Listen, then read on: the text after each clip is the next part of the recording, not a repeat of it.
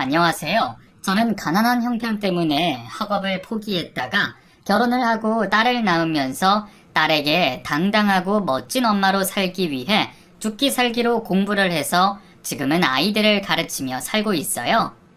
어린 나이에 너무 일찍 가난의 맛을 보았고 가난 때문에 선택한 것이 결혼을 하고 제 발목을 잡을 줄은 몰랐어요.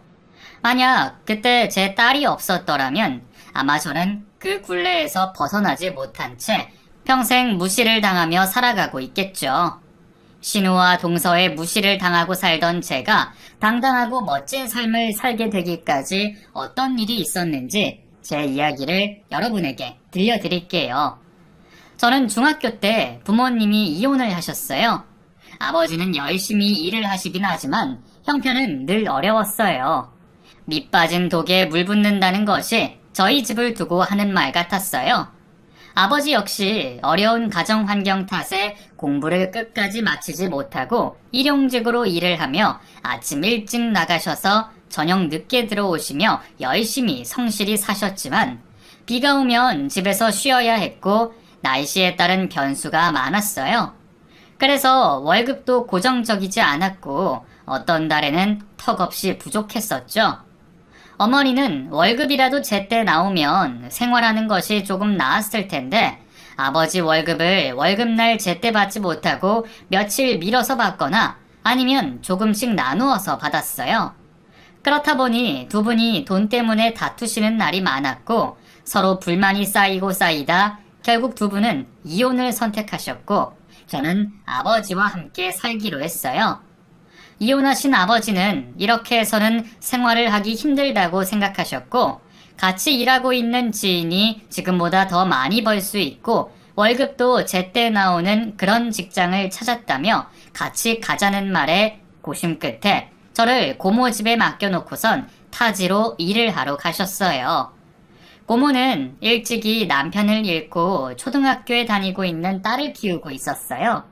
자주 보지 못하고 명절 때만 봐서 그런지 그리 친하지는 않았어요. 고모 역시 먹고 살만한 형편은 되었지만 여유롭지는 못했어요. 아무래도 여자 혼자 자식을 키우다 보니 그렇겠죠. 저는 사촌동생 방에서 같이 생활을 하기로 하고 짐을 풀었어요. 사촌동생도 혼자였다가 둘이 있으니 너무 좋다며 저를 반겨주었어요. 첫날 밤은 그 집이 너무 낯설고 어색해서 잠이 오질 않았어요. 다음날 아침, 출근 시간이 빠른 고모는 식탁 위에 저희가 먹을 아침을 차려놓고 나가셨고 저희는 그것을 먹고 학교로 갔어요. 그렇게 고모 집에서 생활을 하고 며칠 동안은 아무 문제가 없었지만 일주일이 지나가자 사촌동생이 투덜대기 시작했어요. 엄마, 언니 언제 가? 왜? 언니가 내 방에서 지내는 거 싫어. 그런 게 어딨어. 언니랑 사이좋게 지내야지. 왜? 친언니도 아니잖아. 사촌도 언니랑 같은 거야. 그런 말 하면 못 써. 사촌동생은 한 번씩 제가 언제 집에 돌아가냐고 고모에게 물어봤고 그럴 때마다 고모는 사촌동생을 어르고 달랬어요. 저는 사촌동생이 그런 말을 할 때마다 자꾸 눈치가 보였고 가시방석에 앉아있는 것 같았어요. 사촌동생은 점점 말뿐만 아니라 저에게 노골적으로 텃세를 부리기 시작했어요. 일찍 자야 한다며 제가 책을 보고 있을 때에도 불을 꺼버렸고 방문을 걸어 잠그고 열어주지 않을 때도 있었어요. 그럴 때마다 고모는 사촌동생을 야단치는 것이 아니라 저보고 이해를 해달라며 될 수 있으면 사촌동생이 하자는 대로 해주기를 바랬었죠. 저는 화도 나고 어이도 없었지만 제 집이 아닌데 어쩌겠어요. 얼른 돈을 많이 벌어서 아버지가 빨리 저를 데리러 오셨으면 좋겠다는 생각뿐이었어요. 몇 달이 지나고 매달 생활비를 보내주시던 아버지는 무슨 이유인지 생활비를 보내주시지 않고 그때부터 고모는 저를 구박하기 시작했어요. 퇴근을 하고 오면 설거지가 안 되어 있다는 둥, 집안이 엉망이라는 둥, 제가 들으라는 식으로 눈치를 줬어요. 저는 하는 수 없이 학교에 다녀오면 집안일을 해야만 했고 어느 순간 그것이 당연한 일상이 되어버렸어요. 다음 달도 또 그 다음 달에도 아버지는 생활비를 보내주시지 않았고 고모는 이제 노골적으로 말하기 시작했어요. 혼자 벌어서 애 하나 키우기도 힘든데 중학생까지 키우려니 너무 힘들다. 식비가 둘이 있을 때보다 배로 늘었다. 정말 같은 공간에 있으면 숨이 막혀 죽을 것 같이 힘들 정도로 저에게 눈치를 줬고 구박을 했어요. 하루는 사촌동생이 잠을 자다가 화장실을 가려고 침대에서 내려오다 제 몸에 걸려 넘어진 적이 있었어요. 사촌동생은 울고불고 난리가 났고 저 역시 가만히 자고 있다가 봉변을 당한 거라 멍한 상태였어요. 방문을 열고 급하게 뛰어들어온 고모는 다짜고짜 저에게 화를 냈고 사촌동생을 자신의 방으로 데리고 갔어요. 저는 너무 서러워서 눈물이 났고 잠이 오질 않았어요. 내가 여기서 왜 이런 서름을 받으며 지내야 하는지 아버지가 너무 원망스러웠어요. 다음날 고모는 저를 불렀어요. 너네 아버지 연락이 됐니? 아니요. 저도 며칠 동안 연락을 못 받았어요. 너네 아버지도 참 그렇다. 자식 새끼 맡겨놓고선 어쩜 이렇게 무책임하다니? 너도 알다시피 지금 내 형편에 너까지. 내가 정말 요즘 같아선 딱 죽고 싶다니까. 고모는 제가 나갔으면 좋겠어요? 아니, 내가 꼭 그렇대? 너네 아버지가 널 맡기면서 매달 생활비를 주기로 해놓고선 지금 몇 달째 주지를 않으니 하는 소리지. 저한테 얘기한다고 달라질 건 없잖아요. 얘 봐라. 먹여주고 재워줬더니 고마운 줄은 모르고. 저한테 이러지 마시고 아버지한테 말하세요. 아니 저것이 고모한테 말하는 것 좀 봐. 부모 손에서 못 큰 애들이 다 저렇다니까. 어디 무서워서 말을 하겠니? 고모의 말에 화가 난 저는 그날 밤 짐을 챙겨서 고모의 집에서 나왔어요. 그리고 예전에 아버지가 알려준 주소를 들고 무작정 아버지를 찾아갔어요. 아무 소식 없이 찾아온 저를 보고 아버지는 그동안 고생한 것을 알고 있다는 듯이 눈물을 훔치셨고 죽이 되던 밥이 되던 둘이서 같이 살아보자고 하셨어요. 저는 지금 형편에 학교를 다닌다는 것이 사치처럼 느껴졌어요. 그래서 자퇴를 하기로 결심했어요. 아버지는 지금 자신의 모습을 보고도 그런 말이 나오냐며 화를 내셨지만 학교를 그만두고 일을 하며 공부해서 검정고시를 보면 된다는 저의 고집을 꺾을 수는 없었어요. 저는 알바를 하며 아버지와 같이 악착같이 돈을 벌었어요. 그렇게 저는 성인이 되었고 아버지와 같이 살 집 한 칸을 마련했어요. 저는 집 근처에 있는 카페에서 알바를 계속하고 있었고 그곳에서 남편을 만나 어린 나이에 결혼을 하게 되었어요. 가정 형편이 어려워 대학교도 못 가고 한창 예쁠 어린 나이에 시집을 온 저를 시댁 식구들은 따뜻하게 대해줬어요. 남편에게는 여동생과 남동생이 있었고 여동생은 대학을 다니고 있었어요. 저는 시댁에 갈 때마다 대학생인 여동생이 부러웠어요. 저와 나이 차이도 얼마 나지 않는 시누이는 한껏 멋을 부리고 다니며 친구들과 여행을 다니며 인생을 즐기면서 살고 있었어요. 저는 저대로 지금껏 잘 살아왔다고 생각했었는데 시누이와 자꾸 제 모습이 비교가 돼서 우울해지고 제 자신이 초라해졌어요. 결혼을 하고 반년이 지났을까? 직장 생활을 하고 있던 시동생이 같은 직장을 다니고 있는 여자와 결혼을 하겠다고 데리고 왔어요. 임신을 먼저 하게 된 두 사람은 몇 달 뒤 바로 결혼을 했어요. 신혼여행을 다녀온 두 사람이 시댁에 오는 날 저희도 시댁으로 넘어갔고 저는 시어머니와 함께 음식 만드는 것을 도와줬어요. 이윽고 두 사람이 들어왔고 같이 식사를 하고 거실에서 차를 마셨어요. 그날이 제가 시댁 식구들에게 무시를 당하기 시작하는 날일 줄은 꿈에도 생각하지 못한 채 하하호호 웃으며 이야기를 나누었어요. 얘야, 큰애가 너보다 나이는 어리지만 그래도 손윗사람이니 깍듯하게 대해야 한다. 네, 당연하죠, 어머니. 저도 그 정도는 다 알아요. 참, 형님이 저와 같은 동네에서 자라셨더라고요. 그래? 그럼 오며 가며 마주쳤을 수도 있겠구나. 형님, 어쩌면 중고등학교 제 후배일 수도 있겠는데요? 아닐 거예요. 저는 졸업을 하지 못했거든요. 네? 졸업을 못했다니요? 집안 사정이 있어서 중학교 다니다가 자퇴했어요. 제 이야기에 시댁 식구들은 모두 깜짝 놀라는 표정으로 아무 말도 없었고, 동서는 시댁 식구들의 눈치를 살폈어요. 얼굴 표정이 다들 왜 그래요? 이 사람이 어렸을 때 형편이 많이 어려웠거든. 그래서 학업보다는 일을 선택했어요. 왜 진즉에 말하지 않았니? 어머니, 학벌이 중요하나요? 중요하건 안 하건 우리를 감쪽같이 속였잖니? 우리는 애가 가정 형편이 어려워서 대학 진학을 못한 줄로만 알고 있었는데 중학교조차도 못 나왔다니 이게 말이나 되는 소리니? 엄마, 사람마다 다 사정이란 게 있는 거잖아요. 애비 넌 가만히 있고 네가 얘기해봐라. 왜 속인 거냐? 전 속인 적이 없어요. 얘가 지금 무슨 소리 하는 거니? 네 남편 빼고는 여기 있는 사람들 모두 다 속았는데. 저는 대학교를 못 갔다고는 말을 했을 뿐 어떤 거짓말도 하지 않았어요. 오늘처럼 물어보셨으면 전 얼마든지 얘기했을 거고요. 말은 청산유수구나. 중학교도 졸업 못한 며느리를 보다니. 아이고 머리야. 어머니, 그만하세요. 제가 속은 것도 아니고 제가 괜찮다고 좋아서 한 결혼을 지금 와서 왜 이러시는 거예요? 저희 이만 가볼게요. 남편은 계속되는 시어머니의 말에 화가 나 저의 손을 끌고는 시댁을 나왔어요. 집으로 돌아가는 길에 남편은 저에게 시어머니의 말은 신경을 쓰지 말라며 자신은 아무렇지 않다고 저에게 대신 사과를 했어요.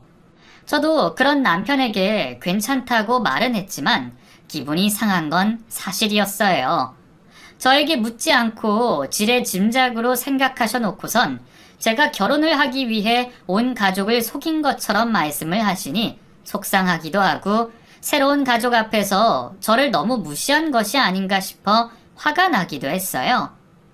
다음날 오후 집에 있는데 아무 연락도 없이 시어머니와 시누이가 집으로 불쑥 찾아왔어요. 불만이 한가득한 얼굴로 들어오더니 소파에 앉았어요. 저는 주방에서 커피와 과일을 깎아서 거실로 들고 나갔어요. 시어머니는 속이 답답한데 따뜻한 걸 주냐며 시원한 음료수로 다시 가져오라고 그러셨어요. 저는 하는 수 없이 음료수를 다시 드렸어요. 시어머니는 음료수를 벌컥벌컥 들이마시더니 컵을 테이블 위에 탁 내려놓으셨어요. 어제 그렇게 가버리면 어쩌자는 거니? 내가 작은 애한테 얼마나 나쁘끄러웠는지 아니? 그냥 아무 학교 이름이나 대면 될 것이지 자퇴했다는 말을 왜 해? 나 중학교도 못 나온 돌대가리다 티내고 싶었던 거야? 어머니, 그걸 왜 속여야 되나요? 언니, 그건 아니죠. 언니가 우리 오빠랑 결혼을 하기 전에는 중학교를 나왔던 안 나왔던 우리랑은 상관이 없지만 결혼을 한 이상 우리 체면도 생각해줘야 하는 거 아니에요? 부끄러워서 진짜. 그럼 불우했던 제 어린 시절 이야기까지 시시콜콜 다 얘기했었어야 했나요? 당연하죠. 그랬으면 우리 오빠랑 절대 결혼 못했을 거예요. 결혼도 수준에 맞는 사람들끼리 하는 거라고요. 속은 것도 모르고 우리가 언니한테 얼마나 잘해줬는데 정말 뒤통수를 제대로 때리시네요. 아가씨, 얘가 지금 누구 앞에서 소리를 지르는 거니? 너는 지금 입이 10개라도 할 말이 없어야 하는 게 정상 아니냐? 이래서 못 배운 것들은 티가 난다니까. 부끄러운 줄도 모르고. 어머니, 정말 너무하세요. 저 중학교도 안 나왔지만 결혼해서 정말 열심히 생활했어요. 잔말 말고 너 이거는 우리 식구들밖에 모르는 일이니 어느 누굴 만나더라도 자퇴를 했니 마니 입 다물어라. 다시 한 번 더 우리 얼굴에 먹칠하는 날은 가만두지 않을 거야. 명심해. 시어머니는 제 입단속을 하기 위해서 찾아오신 거였어요. 정말 너무 어이가 없어서 제가 나쁜 짓을 해서 퇴학을 당한 것도 아니고 누구는 학업을 포기하고 일하고 싶어서 자퇴를 한 줄로 아시는지 그런 결정을 하기 전까지 제가 얼마나 많은 고민을 했었는데 갑자기 다른 사람에게 피해주지 않고 떳떳하게 잘 살아왔던 제 인생을 부정당하는 것 같아서 너무 화가 났어요. 그러는 본인들은 얼마나 대단한 학교들을 나왔다고 졸업하고 취업이 안 돼서 집에서 놀고 먹고 있는 주제 꼴의 시누이라고 시어머니 옆에서 같이 떠들고 있는 시누이의 입을 찢어버리고 싶었어요.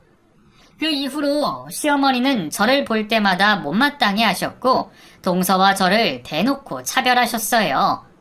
동서가 임신을 했다는 이유를 대며 아무것도 손대지 못하게 하시고는 저만 부려먹으셨죠.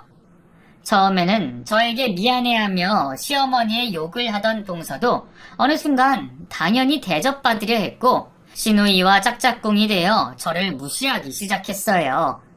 동서는 배가 점점 불러오자 다니던 회사를 그만두었고 친정이 멀었던 동서는 시댁에서 생활하게 되었어요. 그걸 빌미로 또 시어머니는 저를 집으로 부르셨어요. 저는 이중살림을 하면서 몸도 마음도 점점 지쳐갔어요. 아침에 눈을 뜨지 못한 채 누워있는데 핸드폰이 울렸어요. 시어머니였어요. 왜 아직도 안 오고 있냐며 빨리 오라고 난리였어요. 저는 뻐근한 몸을 이끌고 시댁으로 갔어요. 시댁 현관문을 연 순간 저는 깜짝 놀랐어요. 거실에는 김장을 한다며 절인 배추가 한가득했어요. 제가 들어온 걸 본 시어머니는 저에게 앞치마와 고무장갑을 던져주었어요. 시어머니와 동서가 거들려고 하자 시어머니는 저와 둘이서 해도 충분히 한다며 공부나 하라며 시누이의 방으로 동서와 함께 들여보냈어요. 그날 저는 허리를 숙인 채 양념장을 배추에 바른다고 고생을 했어요. 중간중간에 허리를 펴는데 허리가 으스러지는 것 같았어요. 그 양념이 든 배추를 또 김치통에다가 일일이 담는데 입에서 정말 욕이 나올 정도로 힘이 들었어요. 시누이와 동서는 방에서 꿈쩍도 하지 않았어요. 모든 것이 다 마무리가 되었고 시누이는 돼지고기를 삶고 있었어요. 제가 지저분해진 거실을 닦고 있는데 시누이와 동서가 깔깔거리며 과자를 먹으면서 방에서 나왔어요. 그 모습이 얼마나 얄밉던지 닦고 있던 걸레를 얼굴에다가 던지고 싶었어요. 엄마, 이게 무슨 냄새야? 김장김치엔 돼지고기 수육이지. 오빠들한테 연락해서 퇴근하면 바로 이쪽으로 오라고 전화해. 와우, 맛있겠다. 알겠어. 시누이는 오빠들에게 연락을 했고 주방을 기웃기웃거리며 싱글벙글했어요. 저녁이 되자 시댁 식구들이 다 같이 모여 앉았어요. 이야, 이번 김치 정말 맛있는데요? 역시 어머니 음식 솜씨는 알아줘야 해요. 그렇지. 이거 하느라 다들 고생했겠네요. 재수씨는 배도 부른데. 아니에요. 저는 한 게 별로 없어요. 다른 가족들은 다 같이 맛있다며 김치를 쭉쭉 찢어가며 고기와 함께 돌돌 말아 싸먹는데 저는 몸이 피곤해서 먹고 싶은 생각도 들지 않았어요. 제가 옆에서 잘 먹지도 못하고 있자 남편은 신경이 쓰였는지 고기와 김치를 제 앞접시에 가져다 주며 챙겨주었어요. 그 모습이 또 시어머니는 마음에 드시지 않는지 혀를 또 끌끌 차셨어요. 식구들이 저녁을 다 먹고 남편이 김장하느라 고생했다며 자기가 설거지를 하겠다고 나섰어요. 그러자 시어머니가 버럭 화를 내셨어요. 아서라, 일하고 와서 피곤할 텐데 네가 설거지를 왜 해? 김장하느라 오늘 고생 많았을 텐데 이 정도는 제가 해야죠. 너 집에서도 일하고 온 애한테 이런 거 시키니? 아니에요. 제가 하는 거예요. 같이 하면 좋죠. 왜 그래요? 나는 그런 꼴 못 본다. 애미한테 고무장갑 주고 너는 나와 얘기 좀 하자꾸나. 시어머니는 남편을 데리고 주방을 나갔어요. 거실에서는 시어머니와 남편의 언성이 높아졌고 시동생은 중간에서 안절부절하지 못했어요. 임신한 사람도 있는데 집안에서 이러지 말고 밖으로 나가자며 시동생은 시어머니와 남편을 데리고 밖으로 나갔어요. 주방에서 식탁을 정리하던 동서가 주방을 나가려고 하자 저는 화가 났고 이번만큼은 참을 수가 없었어요. 동서, 어디 가요? 제가 할 일이 없어서요. 왜 없어요? 싱크대에 설거지 쌓인 거 안 보여요? 그건 형님이 하실 거잖아요. 해도 해도 너무하네요. 임신했다고 지금까지 집안일 한 것 하나도 없으면서 오늘 같은 날에는 같이 해주면 어디가 덧나요? 저야 같이 해드리고 싶죠. 하지만 배가 이렇게 부른데 어떻게 도와드리겠어요? 그리고 시어머니도 하지 말라시고. 저는 형님보다는 시어머니 말씀이 더 중요하거든요. 동서, 그래서 지금 안 하겠다는 소리예요? 네, 형님, 전 못해요. 형님 일에 절 끌어들이지 마세요. 끌어들이다뇨? 지금 형님이 왜 이러고 있는지 정말 모르시고 하시는 말씀이세요? 지금 형님이 결혼 전에 속인 학벌 때문에 이러고 있는 거잖아요. 지금 어머님이 형님한테 속으셔서 괘씸해서 이렇게 하고 계시는 건데 제가 미쳤다고 중간에 끼어드나요? 그 얘기가 여기서 또 왜 나와요? 본인이 잘못해서 이런 대우를 받고 있는 걸 나한테 하려고 하면 어떡해요? 주방에서 저와 동서가 말다툼을 하고 있자 신우이가 들어왔어요. 둘이 왜 그래요? 어머님이 형님한테 시키신 일을 저더러 하라잖아요. 언니, 사실이에요? 도대체 왜 그래요? 좀 조용하게 살 수 없어요? 우리 집에 일어나는 일은 다 언니 때문인 거 아직도 모르겠어요? 중학교를 못 나오면 이런 것도 빨리 모르나? 뭐라고요? 그렇잖아요.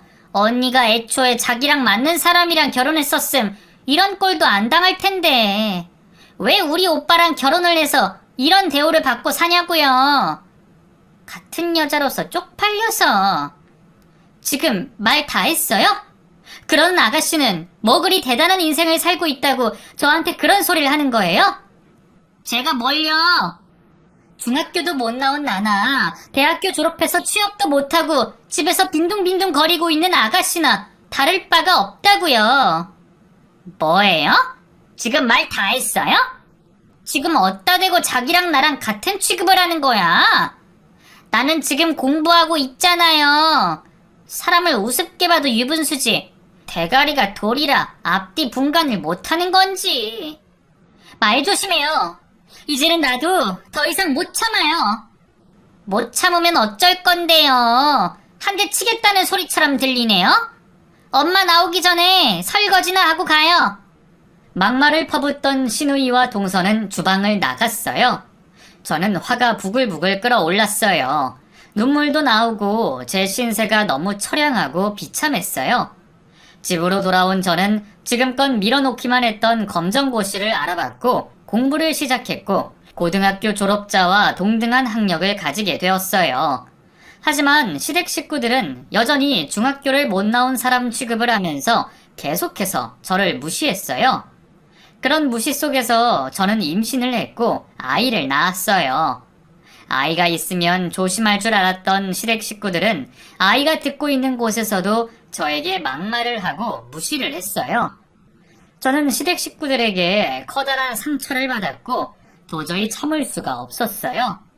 저들의 코를 납작하게 해줘야겠다고 다짐을 했던 저는 남편에게 공부를 더 하고 싶다고 이야기를 했고 남편은 얼마든지 도와주겠다며 열심히 해보라고 했어요. 저는 남편에게 원하는 것을 이루게 되면 그때 말씀을 드릴 테니 당분간은 비밀로 하자고 말을 했어요. 아이를 키우면서 공부를 하는 것이 너무나 힘이 들었지만 저를 비웃는 시댁 식구들의 얼굴을 떠올리며 이를 악물고 죽을 듯이 공부했어요. 밤새 공부하느라 코피가 터진 적도 수도 없이 많았어요. 그런 저를 보고 남편도 모임을 최소한으로 줄이고 퇴근을 하면 바로 집으로 와서 아이를 돌봐주고 집안일을 해주었어요. 그런 남편에게 저는 정말 너무 고마웠어요. 그렇게 죽을 만큼 힘들게 공부한 결과 저는 교대에 합격을 했어요. 남편은 뛸 듯이 기뻐했어요. 당장 핸드폰을 꺼내 시댁에 전화를 걸려고 하는 것을 저는 다급히 막았어요. 신랑은 이 사실을 알리면 시댁에서도 더 이상 당신을 무시할 수 없을 거라며 그럼 지금처럼 심한 소리도 듣지 않고 마음 편하게 살 텐데 왜 말을 하지 않냐고 물었었고 저는 아직 제가 원하는 것을 이루지 못했다며 조금만 더 기다려달라고 말했어요.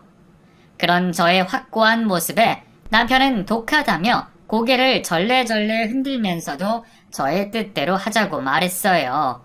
저는 대학교에 들어가기 전보다 더 열심히 학교 생활을 하면서도 시어머니가 부르면 부르는 대로 시댁에 가서 일을 도와줬고 시누이와 동서의 말 때문에 여전히 마음의 상처를 받았지만 예전보다 속상하거나 기분이 나쁘지 않았어요. 대학 졸업을 하고도 취업을 못해서 남들에게 보여주기 식으로 시작한 공무원 시험에 시누이는 번번이 미끄러졌고 아이를 낳는다며 회사를 그만둔 동서는 아이가 많이 컸음에도 불구하고 여전히 집에서 놀고 있었어요.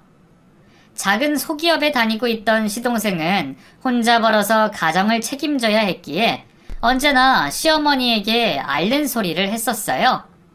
그런 모습이 눈에 보이니 저는 제가 지금 구박받고 있는 것들은 아무렇지도 않았어요. 지금 마음껏 나를 보면서 무시하며 지들 잘났다는 듯이 살아봐라. 언젠가는 내가 받았던 수모를 되갚아주겠다며 속으로 비웃었어요. 그렇게 몇 년의 시간이 흘렀고 저는 제가 원하던 임용에 합격을 했고 초등학교 교사가 되었어요. 남편은 저를 안고 기쁨을 주체할 수가 없을 만큼 흥분을 하고 있었어요. 그동안 고생한 저에게 고맙다며 자랑스럽다고 말을 했어요. 저는 흥분되어 있는 남편을 진정시켰어요. 이게 다 당신 덕분이야. 고마워. 내가 뭘, 밤낮으로 열심히 한 당신이 이룬 거지. 아니야. 당신이 없었더라면 아마 중간에 포기했을 거야. 나 빨리 이 기쁜 소식을 집에 알리고 싶어. 아니야. 아직 아니야. 또? 이제 원하는 것을 이뤘잖아. 대체 언제 이 사실을 알리려고 그래? 민서 초등학교 입학할 때. 민서? 응. 내년에 민서 입학할 학교로 발령받은 거 알지? 그렇지. 내년에 민서가 입학하는 날, 그날 밝힐 거야. 또 1년을 기다리자고? 지금까지 기다렸는데 1년을 못 기다려줘? 자랑하고 싶어서 입이 근질근질 거린단 말이야. 조금만 참아줘. 그때는 당신이 온 동네방네 떠들고 다녀도 아무 말도 안 할게. 당신 뜻이 그렇다면 어쩔 수 없지. 예뻐 죽겠다 정말. 고마워. 저는 동서 아이가 내년에 입학할 초등학교에 발령을 받았고 그때까지 이 사실을 비밀로 하기로 했어요.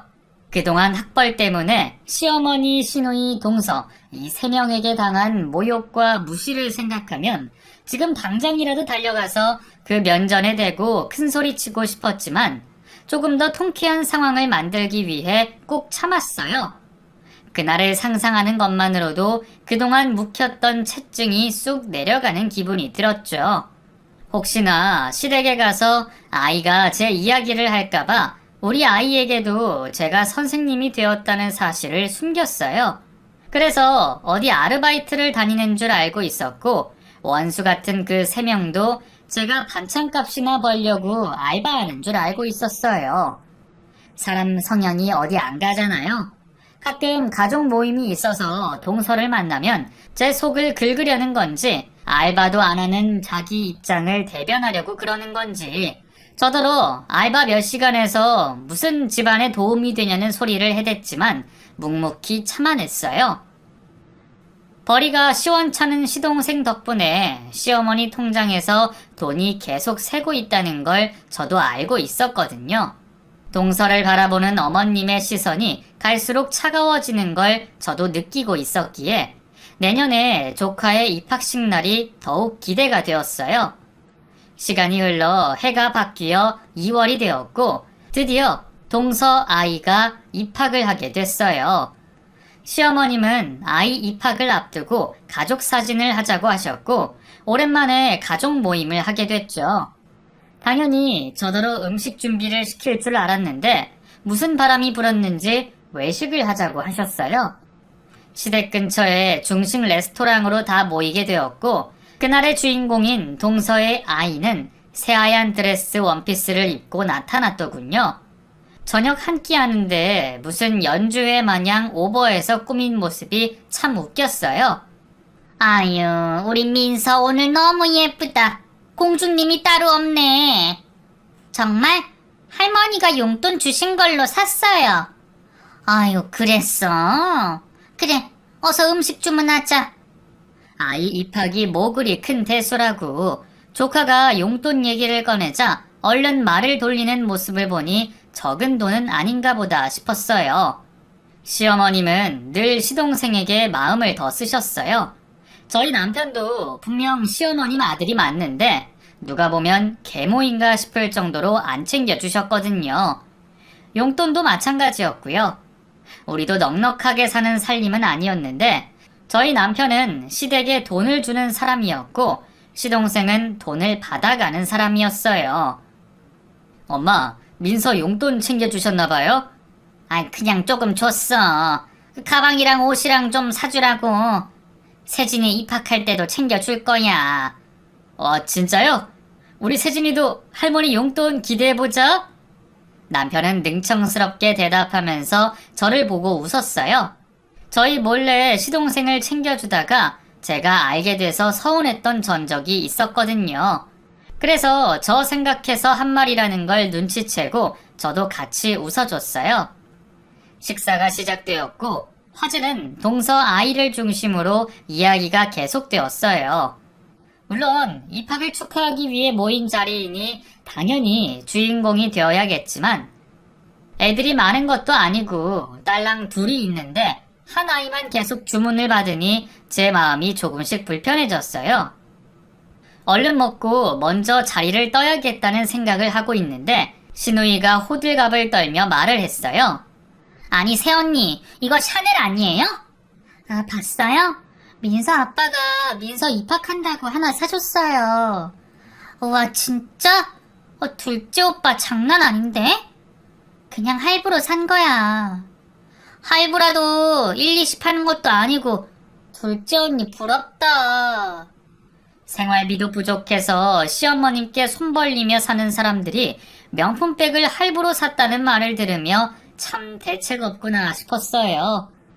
형편 때문에 중학교 졸업도 못한 나에게 그렇게 비난을 했으면서 형편도 안 되는 상황에 몇백만 원이나 하는 가방을 덥석 샀다니. 아이가 초등학교를 입학하는데 왜 엄마가 명품백을 선물 받아야 하는지도 도통 이해가 안 되더군요.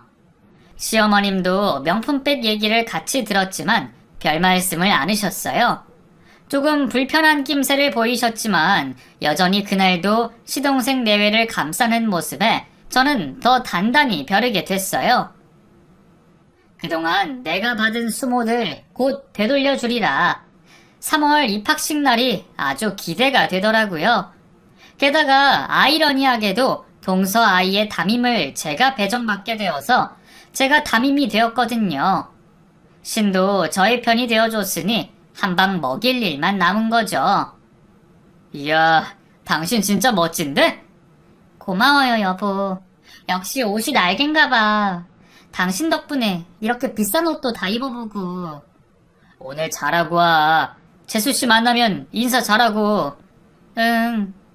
제가 입학식을 얼마나 기다렸는지 잘 아는 남편이 전날 퇴근하고 집에 오는 길에 제 옷을 한 벌 사왔어요.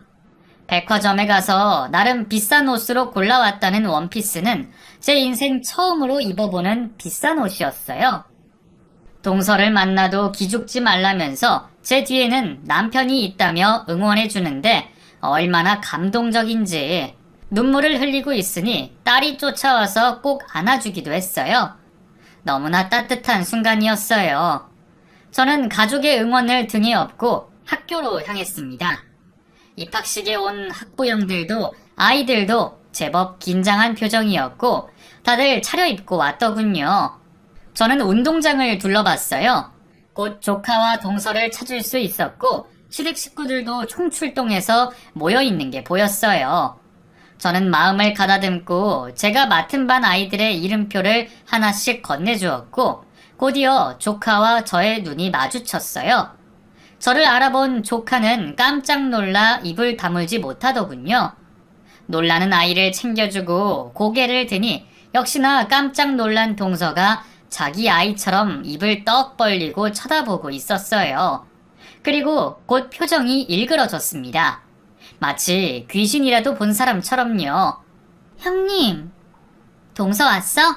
민서 입학 축하해. 동서 많이 놀랐나 봐. 그래도 나는 오늘 1학년 9반 담임 선생님이니까 형님이라는 호칭은 삼가해줘. 민서 어머니, 아셨죠? 아니, 이게 어떻게... 형님이 왜 여기 있어요? 민서 어머니, 지금은 입학식 진행 중이니 운동장 뒤편에서 기다려주세요. 저를 붙잡고 말을 걸려고 하는 동서에게서 등을 돌리며 제자리로 돌아갔어요. 선을 긋는 제 모습에 동서는 엉거주춤 뒷자리로 이동을 했고 입학식은 순서에 맞게 계속 진행이 되었어요. 식이 진행하는 동안 시댁 식구들에게 제 이야기를 했는지 다들 저를 보고 경악을 하더군요. 그 와중에 시누이는 저를 향해 손가락질까지 하며 뒷목을 잡는 모습이었어요. 교단 옆에 서서 그 모습들을 죄다 지켜보고 있자니 너무나 통쾌했어요. 손끝이 짜릿할 정도로요. 시어머님은 저에게서 눈을 떼지 못하고 어디로 전화를 거는데 아무래도 남편과 통화를 하는 것 같았어요. 어찌된 영문인지 알고 싶으셨겠죠. 그날 입학식은 아주 순조롭게 잘 진행됐어요. 교실에서 아이들과 대면 후 교문으로 배웅을 하는 것까지 문제없이 잘 끝이 났죠. 저희 반 아이들을 모두 배웅하고 나자 시댁 식구들이 저를 둘러쌌어요. 이게 어떻게 된 일이냐? 너 그동안 알바한다고 하지 않았어? 새언니, 또 우리 속인 거예요? 형님, 어서 말씀 좀 해보세요. 셋이서 얼마나 쏘아붙이던지 주변에 있던 학부형들이 힐끔힐끔 쳐다봤어요. 저는 지금 업무가 남아서 교무실로 가봐야 하니 저녁에 시댁에서 만나자고 하고는 곧장 학교 안으로 들어가 버렸어요. 등 뒤에서 저를 쳐다보는 시선이 느껴졌지만 한 번을 돌아보지 않고 곧장 교실로 향했죠. 저들 셋이 속이 얼마나 탈까 싶어 입가에 미소가 저절로 지어졌어요.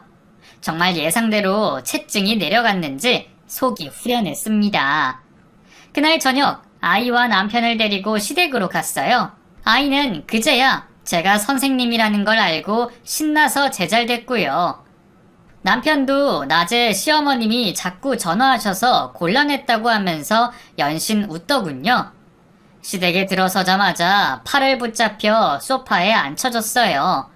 그리고 시어머님의 신문이 시작됐어요. 애미, 어떻게 된 건지 어서 말해보거라. 하루 종일 얼마나 속이 탔는지 아니? 시어머님과 신우, 동서, 시동생까지 저에게서 눈을 떼지 않았어요. 저는 천천히 얘기를 시작했고요. 제가 가방끈이 짧아서 어머님도 아가씨도 동서도 불편해하시는 것 같아서요. 그래서 검정고시로 졸업하고 교대로 가서 선생님이 됐어요. 그게 다예요. 아니 언니가 교대를 어떻게 가요? 거기 입학이 얼마나 힘든데. 그러니까요. 아가씨 공무원 공부보다 늦게 시작했는데 합격이랑 취직은 제가 먼저 했네요. 뭐라고요? 지금 말 다 했어요? 제 말에 빈정이 상했는지 시누이가 발끈하더군요. 그 모습에 남편이 나서서 말을 해줬어요. 지혜 너 이 사람한테 말 함부로 할 거야? 나랑 같이 사는 사람이야. 내 아이 엄마고. 앞으로 말 조심해. 오빠 왜 그래? 내가 뭘 어쨌다고. 시누이는 한 소리 듣고는 깨갱하며 어머님 뒤에 숨었어요. 그 모습에 한숨을 푹 쉬던 어머님이 다시 물어보셨어요. 우리한테 왜 아무 말 안 했니? 왜 우릴 속였어? 말씀드리려고 했는데 오늘처럼 또 이런 반응이 나올 것 같아서 말하기 어려웠어요. 그동안 저 중태라고 말들이 많았잖아요. 응원보다는 안 좋은 소리들을 하실 것 같아서 말 안 했습니다. 형님, 정말 이상하시네요? 우리가 무슨 말을 했다고 이래요? 둘째는 가만히 있어. 네, 어머님. 시어머님은 한숨을 푹 쉬시며 가만히 계시더군요. 시어머님 뒤에 있던 시노이와 동서는 한통속이 돼서 저를 한껏 노려보고 있었고요. 그러면서도 제가 자기들을 속였다면서 저더러 무서운 사람이라며 수군거렸어요. 네가 아무 말 안 한 건 솔직히 서운하다. 그래도 애 키우면서 이렇게까지 했다니 네가 대견하구나. 어머님, 내가 그동안 너를 잘못 알고 있었던 것 같다. 너도 상황이 어려워서 공부를 못 마친 걸 텐데 내 생각이 짧았어. 너한테 모진 소리 한 거 미안하다. 엄마! 어머님! 시어머님의 돌발 발언에 시누이와 동서가 깜짝 놀라 소리쳤어요. 엄마! 그게 아니지! 아니긴 뭐가 아니야! 애 키우면서 살림해가면서 학교 졸업에 선생님까지! 첫째가 얼마나 대단하니? 그에 비하면 너는 세 발의 피지! 엄마! 너무해! 너무하긴 뭐가 너무해! 너도 이제 독립해! 다 큰 놈이 아직도 엄마한테 빌붙어서 용돈 받아서 사는 게 말이 돼? 공무원 시험도 그냥 때려쳐라. 10년이나 했으면 많이 했어. 시어머니의 냉정한 말에 우리 모두 놀랐어요. 다음 화살은 동서에게 향했어요. 민서, 이제 1학년에 입학했으니 올해 준비해서 너도 이제 일 알아봐라. 더 늦으면 일하고 싶어도 이제 못해. 그게 제가 나이가 있어서. 너는 첫째를 보고도 핑계가 나오니? 내 아들이 못나서 내가 지금까지 계속 도와줬지만 그래도 너희 살 거 다 사고 할 거 다 하는 거 보니 그렇게 힘든 상황도 아닌 것 같다. 나도 더 이상은 안 돼. 내 노후도 준비해야 되지 않겠니? 네, 어머님.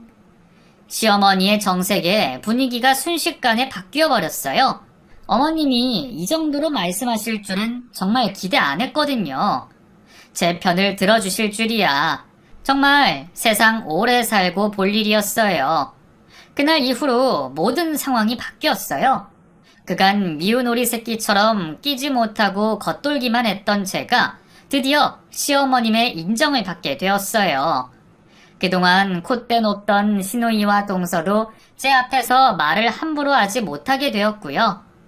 요즘은 시댁에 놀러가게 되면 시어머님이 버선발로 반겨주시고 행여나 일하는 게 힘들지는 않는지 살뜰히 챙겨주세요. 상상도 못했던 그런 모습이죠. 세진이 너는 좋겠다. 엄마가 선생님이라서. 큰엄마 반에서 인기 진짜 많아. 애들이 큰엄마 진짜 좋아하거든. 응, 우리 엄마 진짜 대단하지. 그래, 부러워. 우리 엄마도 선생님이나 하지. 엄마는 일 안 해. 야, 김민서. 애들끼리 하는 말을 들은 동서는 얼굴이 벌개져서 아이를 데려갔어요. 시어머님의 생신을 맞아 모인 가족 모임 자리에서요. 시어머님은 동서의 뒷모습을 보면서 못마땅한 표정을 지으셨고요.